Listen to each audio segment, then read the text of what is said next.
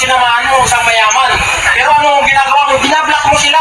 Nagkamali akong sumama. Nung paglayas mo at kinukuha ka ng lalaki na yun. Ano ginawa mo sa akin? Halos sipain mo ko. Naglulumuhod pa ako sa harap mo. Para wag mo na lang kaming iiwan ng mga anak mo. Kinuha, anong ginawa mo? Masaya pa kayo ng kinakasama mo.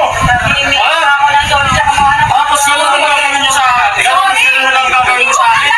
Kung ano yung ginawa ni tatay para sa amin, tapos kami ni tatay para sa kanila, kulang na lang! Ha? Magbasura siya dyan para iba ibibigay na sa amin. Tapos ngayon, babalik-balik ka? Mag-sorry-sorry ka? Ano bang Yung kakarampot na kinikita ko. Bumalik ka na lang doon sa ano mo!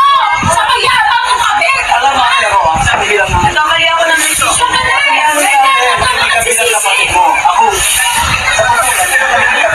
dalawang mata ko, pag-imingat ng mga dalawang mata. Pati kay Kuya. Alam mo bakit? Halos di na matutulog si Kuya para na mapalaki yung mga anak mo. Kaya hindi mabalik ka na lang ng gano'n. Hindi naman yung pwede akong pagbigyan na sa pamilya para magkasama tayo dati. Ang sino man lang iniisip, nung panahon na yun. Hirap na hirap kami, alam mo yan. Wala akong kasama sa pagtaguyod ng mga anak natin. Pinilayan mo ko. Pag-aalis kung pupunta ako sa trabaho. Pag-aalis kung pupunta ako sa trabaho. Gusto ko mayroon ako madadat na isang ina na katulad mo. Pero anong ginawa mo? Imbes na tulungan mo ko. Nilayasan mo yung mga anak mo. Pati ako.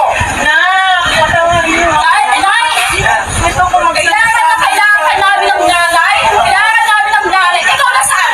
Nagpapakaka ng ginawa ni tatay para sa'yo. Tapos doon ka na sa kapit mong mayaman. Tatlo! Lumayos ka na. Hindi ka na kailangan namin dito. Ikaw, puro pera. Sanay na kami. Ilang taon na kami nasanay na wala